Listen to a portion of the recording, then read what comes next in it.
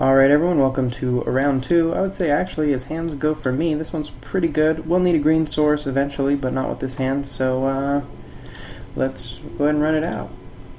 Gonna have to be pretty lucky to make the finals with this deck, I would say, but like I said, stranger things have happened, and I have been losing with lots of what I would consider to be pretty good decks, really. My deck earlier was just straight Orzhov, no splash, Pontiff of Blight, some removal. It wasn't amazing, but I thought it was pretty good. This guy's playing blue, so maybe he reaped the rewards of nobody playing blue in our draft. I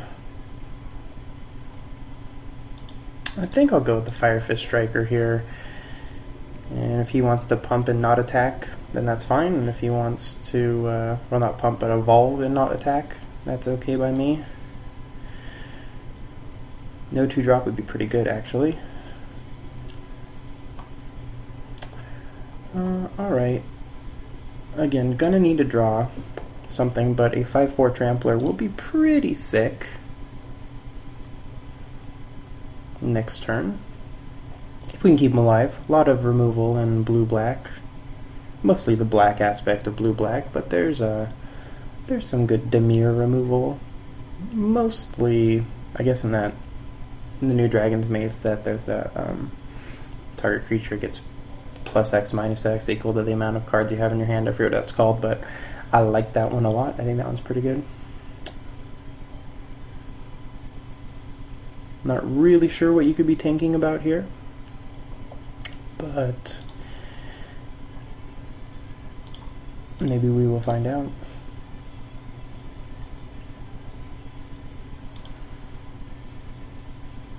Alright, no real choices here, so it's going to be a Bomber Core. And next turn will almost certainly be a Bloodfray Giant. It could be like a counter spell or something. I'm not really going to play around that.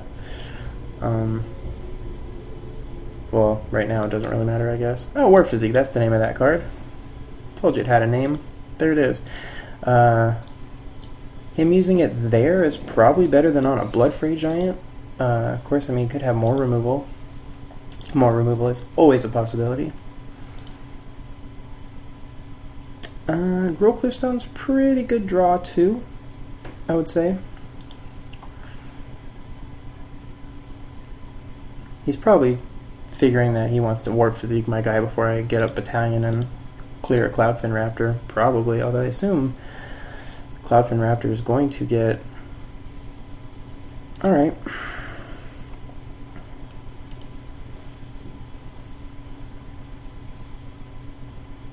So, I mean, that's fine.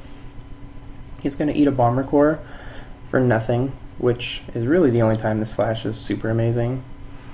I don't think it's worth playing an Avenging Arrow on that. I think I'll just go ahead and run out my Bloodfray Giant, and we'll go to town with our 5/4.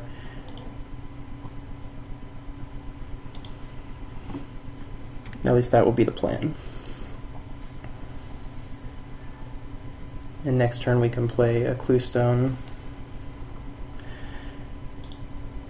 and an Animist.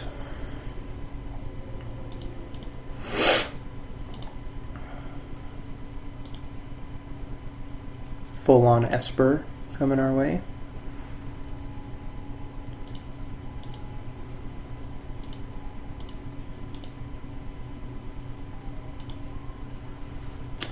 That's interesting in about 5 turns, maybe? I mean, I think I could play the Feral Animist, or I could play the Cluestone. Either way, I'm playing the Cluestone.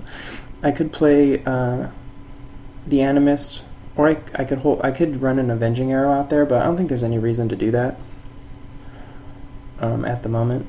So we'll just go ahead and play our guy.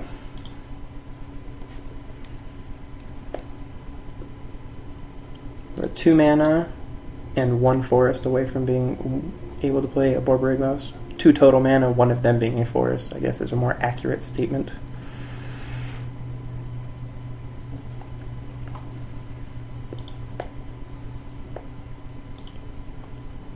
Interesting. We'll see if he's running a 4th color or if he just needed to draw probably short on mana, maybe?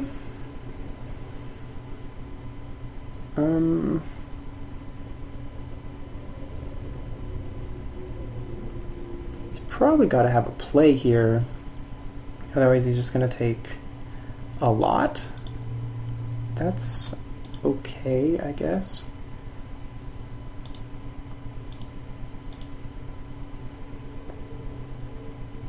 I guess we got a dramatic rescue in here, maybe? Alright, well...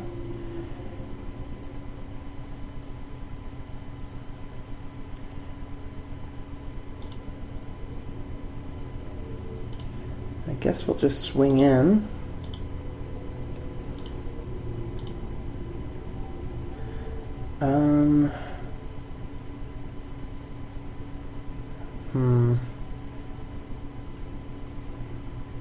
I don't think do we want to save Avenging Arrow for now? I don't...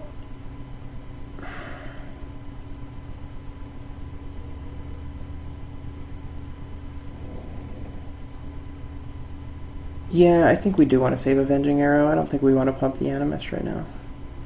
We want to play a Crawl Warrior, especially because there's probably a Dramatic Rescue in here.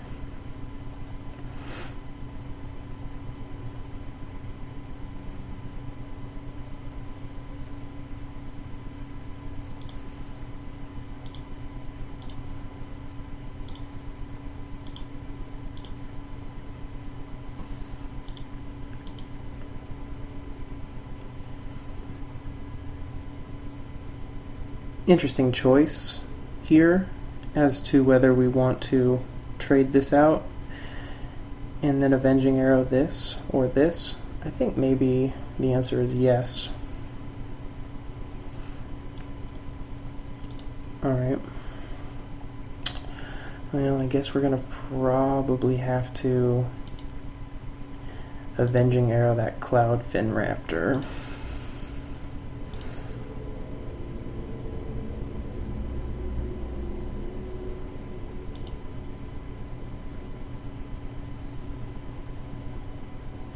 Although we're just taking lots of air damage.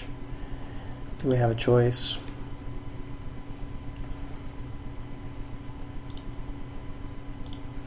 So we're just going to lose to Flyers this game.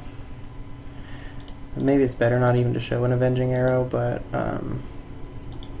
I think it's better to do so here.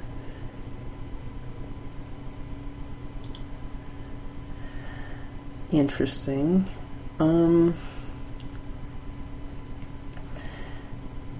Let's see. I guess I can make this 5. I can swing with these two guys and get in for 10 if he doesn't block.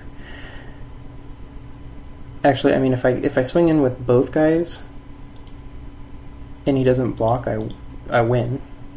He has to not block either one of them, though. He'll clearly block with the Deputy of Acquittals here. Yeah, that's pretty obvious.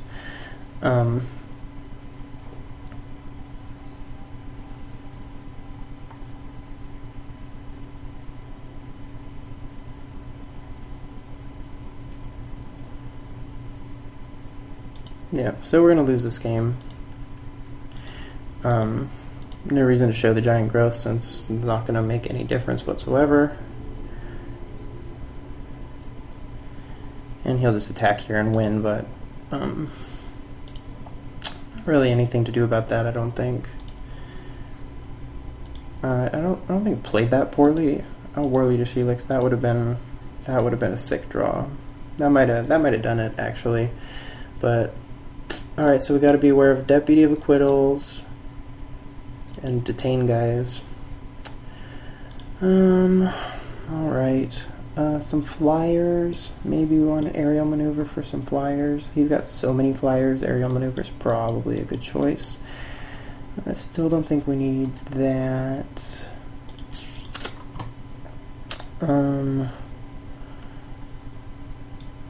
The Animist, I mean, if he decided not to block at all, we would have won, but I mean, it's pretty obvious you have to block there, I think, since you have lethal on board. You don't need a Deputy of Acquittals for anything. So what don't we want here?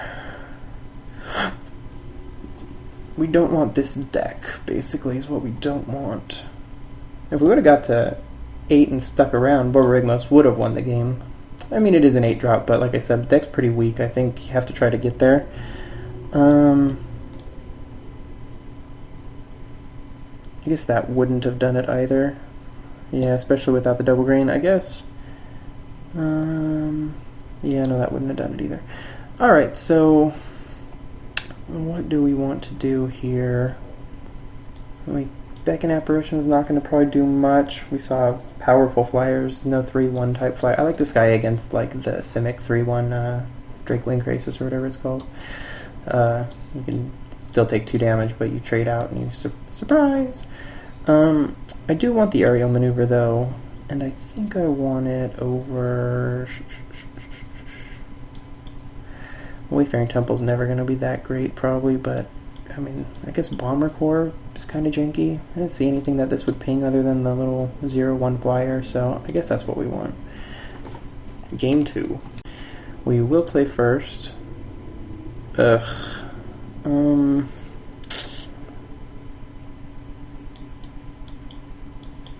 Man.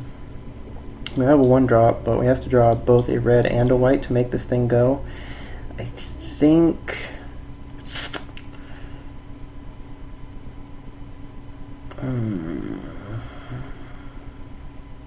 I think this one's close because I have a 1-drop. If I draw a red source, I can play this, and if I don't, I still can pop this on turn 3. I need white to play either of these cards. I think this one's really tough. I think I have to mulligan it. I'm going to keep this hand, but almost certainly I'm going to draw nothing but lands, because that's what happens when I keep 5 land hands. But, you know, let's tempt fate. Our deck's already much worse than this guy's. Clearly, his deck's quite a bit better. But that's not surprising. Kind of knew going into this draft that almost everyone who plays deck is going to be better. Don't really need a Gruul Cluestone. Could very well see a Deputy of Acquittals here, but have to be willing to be aggressive. Yeah, that's fine. I mean, this guy isn't going to be good for another 9 turns anyway.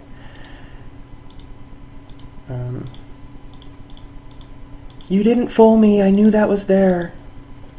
Just so you know, you didn't fool me. I'll just have you know my deck has nothing else to play, so suck on that. This could be a counterspell too. Yeah, that's probably going to make us unable to win this game. But, I mean, his deck's definitely better. Like, have to be aggressive, can't just be like, oh,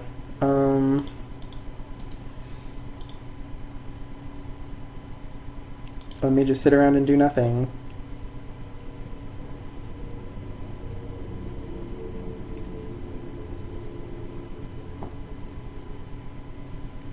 Alright, 5 mana fake out. Oh, and now I can't play my Bloodfray Giant because I sacrificed the Cluestone. Alright. I think still this is the one card in my deck that costs double red, other than Borborygmos, which I can't really play anyway. So, oh my gosh, that would be really good if I didn't have an Angelic Edict. I mean, it's still really good, but it's just not as good.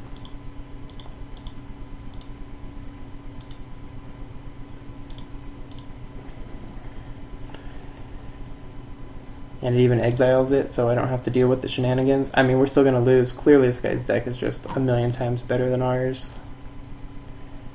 But whatevs.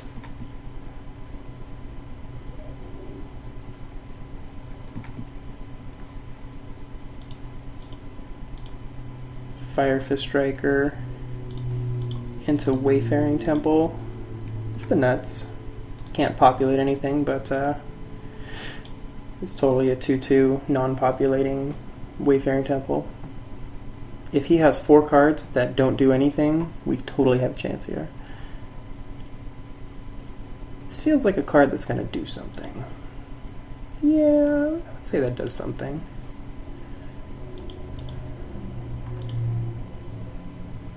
Could have been worse at 6 mana, that's for sure. But still looking pretty bad for Timus.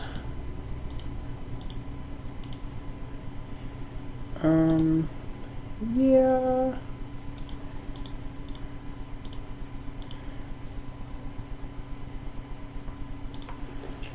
Alright, well, next turn we have an army. If he has no way to deal with this, which he probably does, we will be in good racing shape. Be pretty shocked if he didn't have a way to deal with that, though. And I did realize after I said I didn't have anybody good for the Bomber Corps that this guy's a 2-1. So clearly,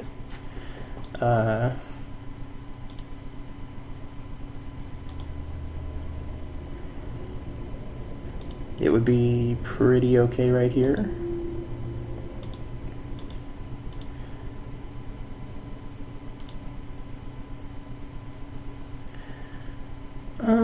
I think attacking with both of these guys is fine, because I don't think he's going to want to trade a Soulsworn Spirit because he's in full-on unblockable racing mode, and if he wants to trade it for the Fire Fist Striker, I think I'm okay with that.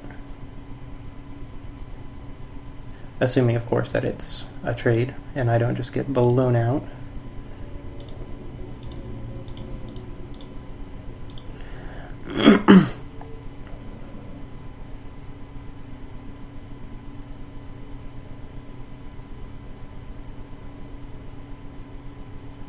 I can currently make this guy an 8-1, so it makes attacking for him kind of difficult because of the Fire Fist Striker, assuming he doesn't have a way to deal with it. Okay.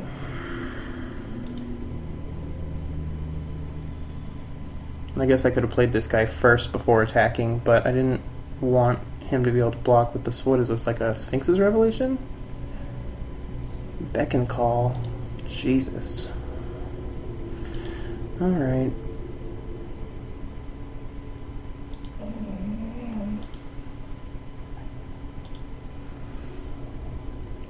So, yeah. This guy's deck's just a million times better, and because of the Trans Guild, he can play the Beck part of Beckon Call. Like, seriously, he has 1 card to fix for Beckon Call. Alright. Okie dokie. And like, these guys are so good against my 2-1s. And I just lose next turn.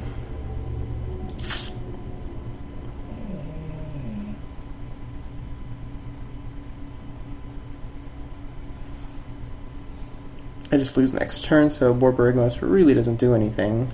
Any of my removal spells, on the other hand, would keep us around another turn.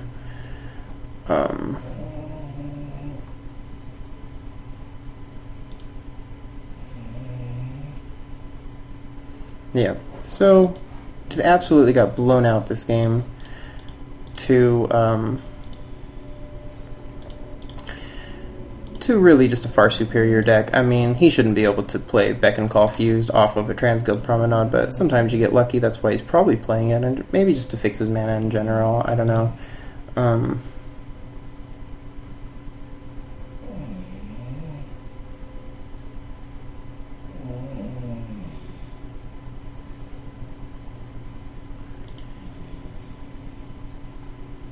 If I had any other lands, I could play Borborygmos and ping something, but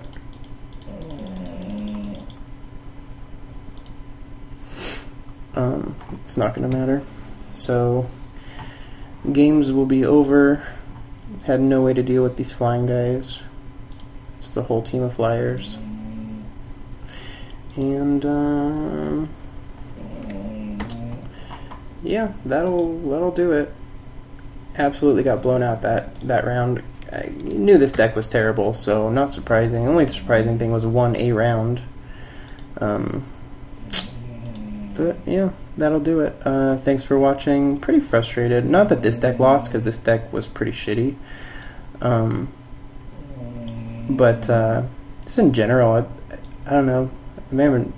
This deck in particular was a bad draft. Like, I guess I saw a ton of blue cards and like that was it. Not really sure what I should have done differently. I don't know if Blast of Genius is like, oh my gosh, I got past Blast of Genius, I totally have to play blue red because I got past Blast of Genius, or I have to splash blue. I don't know that that's necessarily the case. Obviously, later on in the draft, it was pretty clear that blue was open, but by that point, I was so far away from blue, it was like not one of the colors I was looking at. After picking up like War Leader's Helix, which is pretty strong in my opinion, and Armed and Dangerous, like it looked like I was very clearly. I mean, I think this format's a little tougher than like Gate Crash, just triple Gate Crash or triple Return to Ravnica, where in those ones in the first pack I try to stay as open as possible, see what the signals are, and then really like just take the best card, and then see where you're going. And when you got 3 packs of the same kind of set, you can stay open, pick up the best cards, and then fill in a deck. But in this one, since it goes 3 different packs and it goes right, left, right, or whatever, left, right, left in the draft, since it switches, it's really hard to read signals. Like the Villashino came, I think, like pick 8 or 9, so you think, oh, okay, you know, maybe I'm going to get past red and white cards, and then didn't get past any red and white cards. Like in Return to Ravnica, didn't see any white cards.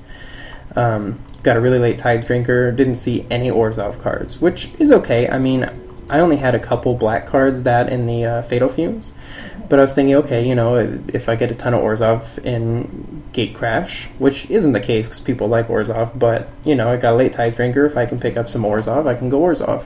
Well, that didn't happen. The only stuff I saw in Pack 2 was like blue and black, and by that point, I was so far out of blue and black, I didn't think, okay, let me switch over to blue and black now.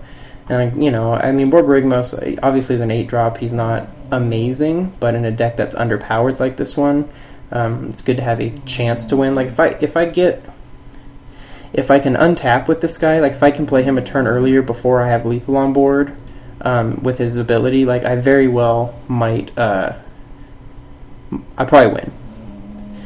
If I draw any of my removal for some of these guys before, like, I probably win. This guy's deck's really good. So just in general, his deck was a ton better, and he played it well. I'm not saying it's just because of the deck. Like, he played his deck well, and he had a very good one. And ours was just weak. It was a weak deck. Happens sometimes. Trying to figure out the best way to draft this set, and just so far, man, it's been a rough go. Although I've had a lot of pretty good decks that I've just lost with, to whatever reason. Round 2 is very difficult for some reason. I guess having trouble getting past round 2s. I've been up against some bombs. Like, I lost my last draft to Voice of Resurgence, like I said, and a guy who just really drew sick, like put all his eggs in, you know, one basket, and basically I just couldn't draw a removal spell for his guys. And then the last draft I did yesterday, one of those Nyx Tix drafts on the beta client, which I don't particularly care for, and I lost in the first round to a Angel of Serenity that the guy played all 3 games. I won one of them, obviously, but it's pretty tough to win against Angel of Serenity in any format, let alone draft. But anyway, I'm done whining about it. Just if you're enjoying the content, rate and subscribe and comment. Running pretty bad at the moment. Might be my own fault. Maybe I should have switched over to blue earlier. Like I said, I didn't think Blast of Genius was a reason to be like, oh snap, I gotta go to Is It. But clearly, if I would have played blue, my deck would have been a ton better, because in every direction all we saw were blue cards. So anyways, thanks for watching. Kevin for Chana Manalik. I'm sure I'll be bringing you some more. And I've been drafting not a ton, but kind of a lot, so I haven't been recording all of them. I don't want to put up a video like every other day or anything, and fled you guys, but basically if I decide to record it, I just record it and put it up no matter how bad it goes, or how good it goes. So sometimes you see a good one with Obzadot, and sometimes you see one like this, but I keep it real, y'all. If I decide to record it, I just put it up. So again, thanks for watching, see you later, and hopefully we'll do better next time.